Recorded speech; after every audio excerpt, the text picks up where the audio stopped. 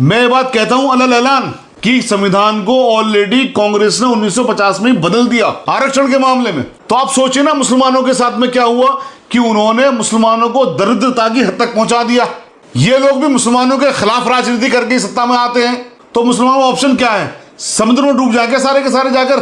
पिछले कुछ दिन से वो 400 पार का नारा कहीं नहीं सुन रहा मैं। अब वो 400 पार खत्म हो गया, वो खाली क्या हो गया? मुसलमान मुसलमान मुसलमान।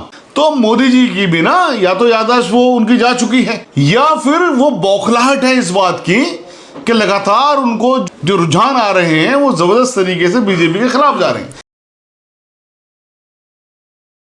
बयानात क्यों दे रहे हैं, उससे पहले मैं एक बात ये क्लियर कर देना चाहता हूँ यहाँ पर। जैसा आपने कहा कि वो इस तरह का एक मिथ फैला रहे हैं कि साहब कांग्रेस रिजर्वेशन दे देगी। कांग्रेस ने तो 1950 में मुसलमानों का रिजर्वेशन खत्म किया, धर्म के आधार पर खत्म किया, क्योंकि वो मुसलमान थे इसलिए उनका रिजर्वेशन खत्म किया। वो प्रेसिडेंशियल ऑर्डर ला करके जो 1950 में लेके आया गया अगस्त में, आज तक उसको पास नहीं करवाया गया पार्लियामेंट से। उस पर सैकड़ों writ petitions honourable supreme court के अंदर पेंडिंग है, उन पर सुनवाई नहीं होने देनी आज तक। आर्टिकल 341 और 342 में तमाम दलितों का रिजर्वेशन था।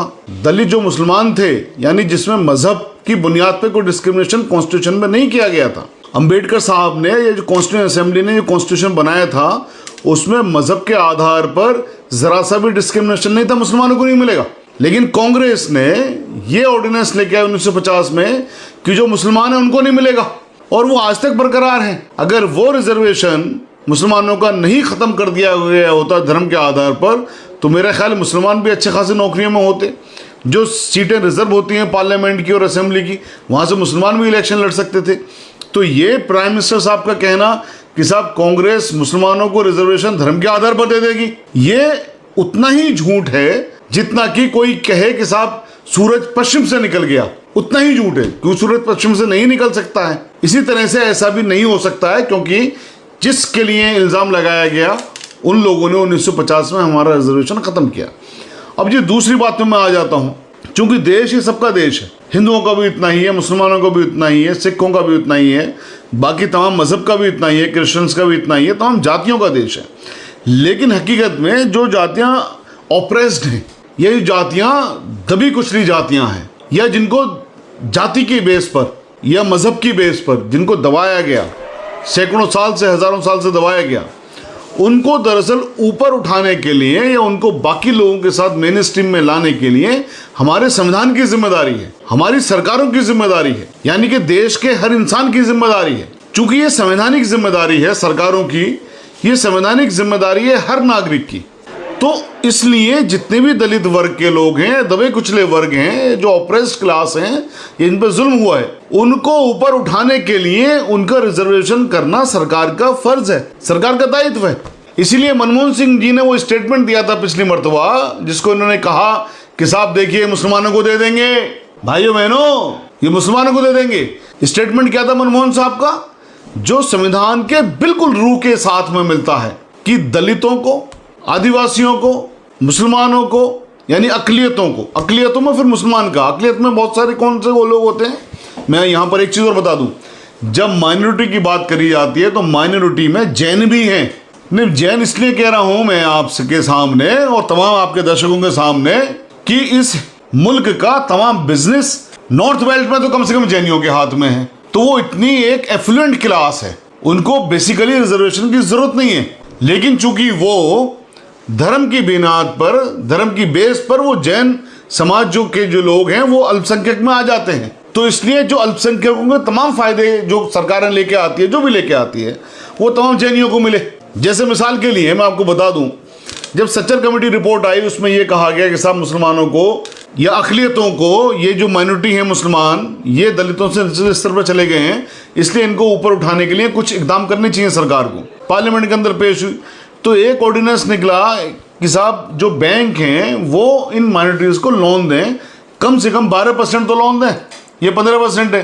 तो बैंकों ने लोन दिया 12%, लेकिन उन 12% में 11.5% जैन थे। तो आप सोचिए कि जो सुविधाएं माइनॉरिटी को नाम पे दी जाती है, माइनॉरिटी को दे रही, तो एक मिसकंसेप्शन तो ये फैलाया जाता है मुसलमानों को दे रही। लेकिन उसका फायदा सिर्फ मुसलमानों को 0.5% भी नहीं मिलता। लेकिन अब तो सीधा सवाल आ गया मुसलमानों पर, तो यहाँ पर ये धार्मिक आधार पर आरक्षण प्रधानमंत्री कह रहे हैं उनको नहीं देने दूंगा, ओबीसी की जाति में तेलंगाना में शामिल कर लिया कांग्रेस ने। देखिए, प्राइम मिनिस्टर साहब हमारे बुजुर्ग आदमी हैं। बेसिकली प्राइम मिनिस्टर साहब को रिटायरमेंट लेना चाहिए। उनकी उम्र हो गई, जो अब देश को चलाने लायक उनकी उम्र नहीं बची है। मैं बहुत अदमन ये बात कह रहा हूं कि जब हमारे मुल्क में हर चीज की रिटायरमेंट एज है, सुप्रीम कोर्ट के जजेस भी रिटायर हो जाते हैं, हाई कोर्ट के जजेस भी रिटायर हो जाते हैं, तमाम गवर्नमेंट ऑफिशियल्स रिटायर हो जाते हैं। बड़ी कमाल की बात है कि जो सरकार चला रही है वो रिटायर नहीं होंगे। खुद जब मोदी जी आए थे, मोदी जी ने एक लिमिट सेट करी थी, 70 साल में रिटायरमेंट ले लेंगे साहब। बल्कि कई उनकी मंत्री थे, एक मुसलमान मंत्री जो उन्होंने सबसे पहले बनाई थी, माइनॉरिटी सेक्शन की बनाई थी, माइनॉरिटी डिपार्टमेंट की, उनको 72 साल के होते उनसे रेजिग्नेशन ले लिया गया। नजमा हेपतुल्ला, मैं नाम नहीं ले रहा था, उनको रिटायरमेंट ले लिया गया। दूसरे लीडरान से क्या किया, आप साहब बुढ़े हो गए। तो मोदी जी कब बुढ़े होंगे? मोदी जी की तो उम्र होगी ना सर। यहाँ पर मसला ये है कि आप जो रिटायर्ड लोग उनसे देश चला रहे हैं। अच्छा, मेरा एक सीधा सवाल तो उनका सुन तो लिए, उनकी ना बुद्धि जो होती है, एक उम्र के बाद ना आदमी की याददाश्त भूल जाता है, बहुत सारी चीजें हो जाती हैं। तो मोदी जी की भी ना या तो याददाश्त वो उनकी जा चुकी है, या फिर वो बौखलाहट है इस बात की कि लगातार उनको जो रुझान आ रहे हैं वो जबरदस्त तरीके से बीजेपी के खिलाफ जा रहे हैं। जैसे शुरू में कह रहे थे 400 पार, लेकिन मैं पिछले कुछ दिन से वो 400 पार का नारा कहीं नहीं सुन रहा मैं। अब वो 400 पार खत्म हो गया, वो खाली क्या हो गया, मुसलमान मुसलमान मुसलमान। तो मुसलमानों को भाई, जब आप सरकारें अपनी मुसलमानों का नाम ले लेकर उनको गालियां बक के बनाते हो, और मुसलमानों को आपने इस तरह टारगेट पर रखा हुआ है कि मुसलमानों के खिलाफ आप पूरे देश के अंदर आपने नफरत फैला दी, आपने नफरतें भर दी। लेकिन जो लोग नफरतें करने वाले थे उनको भी रियलाइज हो गया कि भाई ये सब प्रोपेगेंडा है। लोगों की समझ में आ गया कि नफरतें फैला के सरकार ये बना रहे हैं, और जो घर भरा जा रहा है वो कुछ लोगों का भरा जा रहा है। मेरा एक सीधा सवाल ये है कि क्या रिजर्वेशन मुसलमानों को जो मिला हुआ है यूपी में या दूसरी जगह पर मिला हुआ है, क्या वो धार्मिक आधार पे मिला हुआ है? क्या ये मिल सकता है या धार्मिक आधार पे नहीं मिल सकता? जो जिन लोगों को मिल रहा है वो धार्मिक आधार पे क्या नहीं मिल रहा है? रिजर्वेशन मुसलमानों को उत्तर प्रदेश में धार्मिक आधार पे नहीं मिला हुआ है। पूरे मुल्क भर के अंदर मुसलमानों को धार्मिक आधार पर रिजर्वेशन नहीं मिला हुआ है। आज की डेट में बॉम्बे में यानी महाराष्ट्र में दिया गया था 4%, जो खत्म कर दिया भारतीय जनता पार्टी ने। कर्नाटक में भी हुआ, कर्नाटक में था, वहां पे खत्म कर दिया गया। तो वो भी जो रिजर्वेशन था वो 4% जो था मुसलमानों को इसलिए था कि भाई जैसे घर में 4 बच्चे हैं, मान लीजिए एक बच्चा अपाहिज है, 3 बच्चे एफ्लुएंट हैं, बढ़िया है, तो अपाहिज बच्चे का इलाज अगर कर देंगे तो पूरा घर कमाई करेगा ना। तो उस अपाहिज बच्चे के तौर पे कि भाई इसको भी कुछ थोड़ा सा दे दो, चलो इसका भी ऊपर उठ जाए। लेकिन चूंकि आपने तो पॉलिटिक्स से मुसलमानों के खिलाफ करनी है, उनके खिलाफ नफरत फैला के करनी है, आपने वो खत्म करा। उत्तर प्रदेश के अंदर मुलायम सिंह जी ने वादा किया था कि साहब मुसलमानों को उनकी जनसंख्या के अनुपात में रिजर्वेशन देंगे। वो तो 18% बैठता है, वो 18.5 उन्होंने बाकायदा अपने मैनिफेस्टो के क्लॉज 26 में ये बात लिखी थी कि मुसलमानों को उनकी जनसंख्या के अनुपात में रिजर्वेशन देंगे। बाद में जब सरकार बनी मुलायम सिंह जी की, उत्तर प्रदेश में चीफ मिनिस्टर बने अखिलेश जी, तो इनके जो राइट हैंड थे आजम साहब से स्टेटमेंट दिलवा दिया कि साहब वो तो हमने ऐसे ही कह दिया था, हमारी कोई इंटेंशन ऐसी नहीं थी, रिजर्वेशन दिया भी नहीं जा सकता। तो उत्तर प्रदेश सरकार का, जब वो समाजवादी की सरकार थी तब भी उनका ये था कि मुसलमानों को रिजर्वेशन दिया ही नहीं जा सकता। वीपी सिंह साहब ने एक ऐसा प्रावधान करके, चूंकि मुसलमानों को रिजर्वेशन नहीं किसी भी तरह से, तो उन्होंने 1989 में ये जो कमंडल चला था, जो रथ यात्रा लेके चले थे आडवाणी जी, तो उन्होंने यहाँ पर ये रिजर्वेशन का लेके आए कि साहब जो देश के पिछड़े लोग हैं, जो पिछड़े लोग हैं, उनको हम अब यहाँ पर ना मजहब की बुनियाद पर भेदभाव नहीं करेंगे। मार्क माई वर्ड्स, कांग्रेस ने मजहब की बुनियाद पर भेदभाव किया, मुसलमानों का रिजर्वेशन 1950 में खत्म किया। वीपी सिंह साहब ने 1989 में जो रिजर्वेशन लेके आए ओबीसी के लिए, यहां पे ये कहा गया कि हम धर्म की बुनियाद पर भेदभाव नहीं करेंगे, ओबीसी चाहे वो किसी भी मजहब के हैं उन सबको रिजर्वेशन दिया जाएगा। तो वो रिजर्वेशन ओबीसी को है।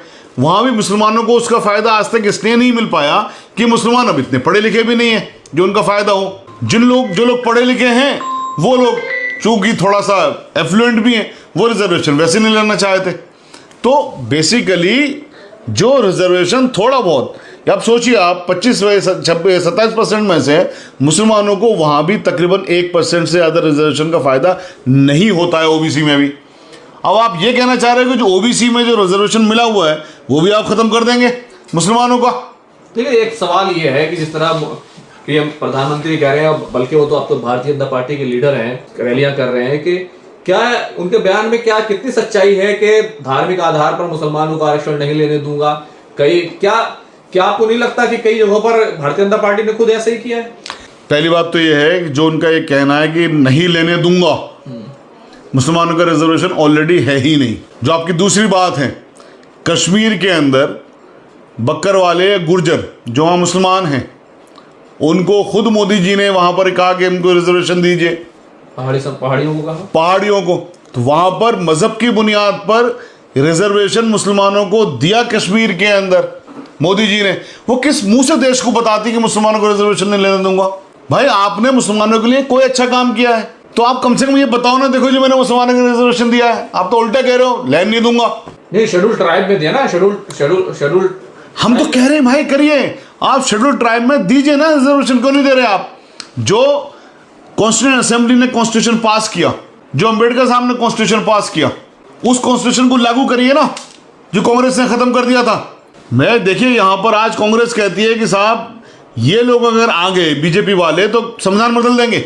मैं ये बात कहता हूं अलग ऐलान कि संविधान को ऑलरेडी कांग्रेस ने 1950 में बदल दिया, आरक्षण के मामले में। तो आप सोचिए ना मुसलमानों के साथ में क्या हुआ कि उन्होंने मुसलमानों को दरिद्रता की हद तक पहुंचा दिया। ये लोग भी मुसलमानों के खिलाफ राजनीति करके सत्ता में आते हैं, तो मुसलमानों का ऑप्शन क्या है? समुद्र में डूब जाएंगे सारे के सारे जाकर। लेकिन आपको तो ये लोग कश्मीर में अगर दिया है मोदी जी ने तो आपको उसका वेलकम करना चाहिए। सर मैं आपसे वही तो कह रहा हूं, जब वो खुद इस बात को कह रहे हैं, आप सोचिए ना, मैं मुसलमानों का रिजर्वेशन खत्म कर दूंगा, आप कश्मीर में दे के आ रहे हो, और ये बात एक शाहिद अली बता रहा है अलग ऐलान।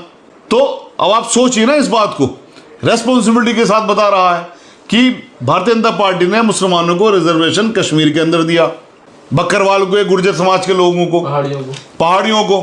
कांग्रेस ने मुसलमानों का रिजर्वेशन 1950 में खत्म किया, शेड्यूल कास्ट का, SC ST का धर्म के आधार पर खत्म किया ना। तो धर्म के आधार पर जो मोदी जी कह रहे हैं मैं खत्म कर दूंगा, कांग्रेस 1950 में खत्म कर चुकी है। अब क्या खत्म करेंगे ऑलरेडी खत्म को? मोदी जी अगर ये कहते हैं मैं साहब रिजर्वेशन इनको, जो जुल्म इनके ऊपर हो रहा है 1950 से लेकर आज तक, ये भी हमारे भाई हैं, इन्होंने भी देश की आज़ादी में अपना खून बहाया है, ये लोग पाकिस्तान के साथ नहीं गए, ये लोग जिन्ना के साथ नहीं गए, ये लोग जिन्ना को एंटी मुस्लिम मानते हैं, ये लोग पाकिस्तान को एंटी इंडिया मानते हैं, तो ये कहते कम से कम कि ये मेरे भाई हैं। कहते हैं ना 140 करोड़ 145 करोड़ मेरे लोग हैं, मेरा परिवार है। ये कैसा परिवार है?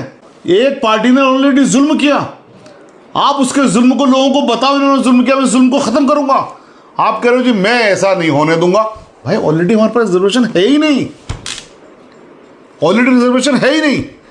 बड़े ताजुब की बात दरअसल होता, बयानों के पीछे आखिर क्या बात है, क्यों इस तरह के बयान आ रहे हैं? सर जैसे आपको गाड़ी चलाने के लिए पेट्रोल चाहिए, पेट्रोल को भी आप पैसे से खरीदना पड़ता है, यहां पर सरकार बनाने के लिए हमको पैसे भी नहीं लगाने पड़ रहे। मुसलमानों को गाली दो, हो गया काम। लेकिन 10 साल में वोट चाहिए, ऐसे वोट थोड़ी मिलता है ऐसे। उनको तो यही सोच है ना सर, मुसलमानों का देश का एक बहुत बड़ा वर्ग ऐसा पैदा हो गया जो एंटी मुस्लिम वेव एक चली कि साहब मुसलमानों को गाली दीजिए आपका काम हो जाएगा। तो इस वेव के सहारे 2 टर्म आ गए, तीसरा टर्म भी इसी वेव के सहारे ही आना चाहते हैं। अब लोग बेवकूफ़, मेरा ख्याल ये है कि बनने के लिए तैयार नहीं है। लोगों से हमारी भी बातें होती हैं, हम भी रिक्शे वालों को अक्सर पकड़ के पूछते हैं और हम अफसरान को भी पूछते हैं। तो जो रुझान हैं जो हमारे सामने आ रहे हैं कि ये लोग सत्ता से जा रहे हैं, तो इनके सामने भी आ रहे होंगे। हाँ अभी भी इनके पास, मैं कह रहा हूँ रेस्पॉन्सिबिलिटी के साथ, मुझे पता है कि जब मेरी यहाँ से कोई भी बात मैं कहता हूँ तो सरकार सुनती है।